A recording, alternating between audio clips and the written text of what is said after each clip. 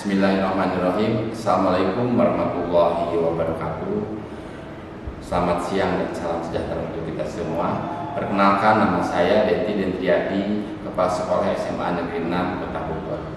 Adapun hambatan selama saya menjadi kepala sekolah yaitu pada saat pandemi COVID, di mana kegiatan pembelajaran ataupun rapat dan lain-lainnya dilakukan secara online. Tentunya di sekolah kami ada beberapa hambatan. Yang pertama dari kemampuan SDM, guru tidak semua bisa menggunakan IT dengan baik.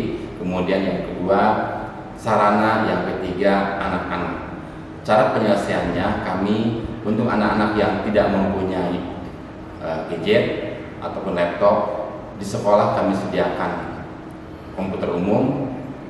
Kemudian sarana kami lengkapi, dan yang ketiganya, guru yang belum menguasai diberikan kegiatan-kegiatan IHT atau workshop atau yang lainnya. Terima kasih. Bila taufiq wal hidayah. Wassalamualaikum warahmatullahi wabarakatuh.